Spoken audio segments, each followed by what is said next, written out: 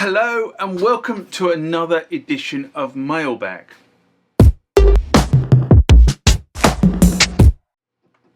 What is Mailbag? Well, Mailbag is a feature of the channel where you guys leave lots of comments on the channel and I attempt to answer those comments, or if I can't answer those comments, I throw it out to you guys who have more knowledge on some of this stuff than I do. So let's get into the first mailbag of this session. Remember, like, comment, subscribe to the channel. Go over to Instagram and follow me there. Go over to Facebook, follow me there. That's where the normal notices are. And consider becoming a Patreon.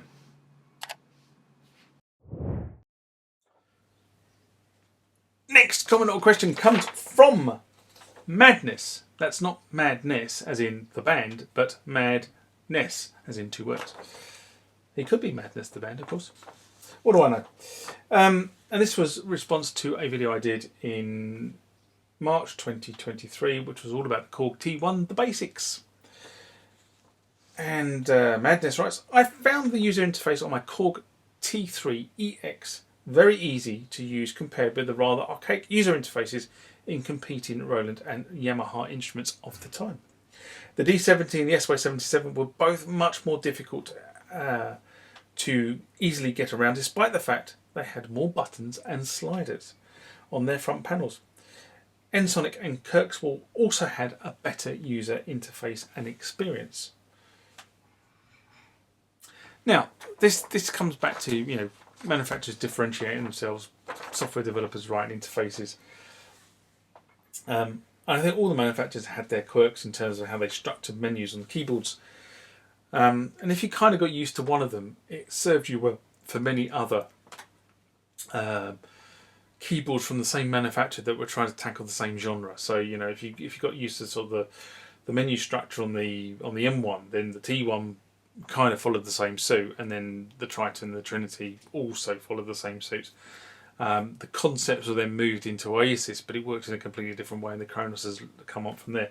And of course, I've missed the M3 out of there, which was, I always think, is the forgotten Korg synth, because it was the synth that came out after, and I can never remember whether it was Trinity or Triton. I think it was the Trinity was the last. No, the Triton was the last one.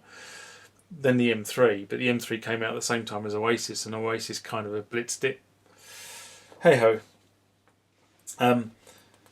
But if you got used to one, you understood the learning curve, then you could quite easily transition onto the next keyboard. If you move between manufacturers, that's when it became interesting. What is that? Next comment or question comes from 35 miles of lead. You know what, if I had 35 miles of lead, I'd be a millionaire. And this is in response to how to get the Roland D-10 into demo mode, a video I did in February 2021 after I had quite a few questions about how did you get the D-10 into demo mode. I mean, it's relatively easy, but probably it's not very well described in the manual, as most Roland manuals around this sort of time were written by geeks for geeks and not for musicians. Anyway, 35 miles of lead writes, hello chap. Well, hello 35 miles of lead. How you doing? I have one of these, a full set of Roland cards with one double and a programmer. Just about to update the ROM to 1.13 thanks to a guy in Canada. So just to expand on that, he's obviously gone onto the internet and found somebody in Canada who is doing a 1.13, which was a Roland version of the firmware. And I think 1.13 was the last version of the firmware that went on to the D-110. I may be wrong, but I think that was the last version. And he writes, do you have any experience of the PG-10 Programmer? Many thanks. Well, the answer is I do. And thanks for the comment. Also, I intend to update my firmware on the D20 at some point. So I've got a D10, I've got a D20, I've got a D110 as well. I've got all three of those particular synthesizers. The D110 being the rack mount version of the D10, for those that don't know. And the D20 is the more functional, because with the D20 you get the disk drive and you also get the sequencer. Yeah, that's right. Whereas the D10 is more, and the D110 are almost, you know, LA synthesizers, but with a stripped down version of LA parameters. And it's kind of on the list of things to be done, but I've got a whole bunch of stuff that's kind of in front of it at the moment, in terms of stuff that I need to fix. You know, the thing about owning legacy instruments is you're never short of jobs to do. And I'm never short of jobs to do, and you know, I keep saying yes to people who sort of ring me up, and friends of mine who own this stuff, and say, "John, my so-and-so's broken, what do I do?" I'm a sucker for that with friends of mine. So, you know, quite often my jobs kind of take a bit of a back seat for fixing their jobs, although they understand that it gets done in John time, not in their time. And now, turning to the PG-10 Programmer. This is the programmer you didn't know you needed. If you own a D110, if you own a D10, or if you own a D20, I always sit on the fence with the D5 because I'm never sure whether it actually works with the D5. I've never seen anything to say it does, and I've never seen anything to say it doesn't, and I don't own a D5, so I can't test it.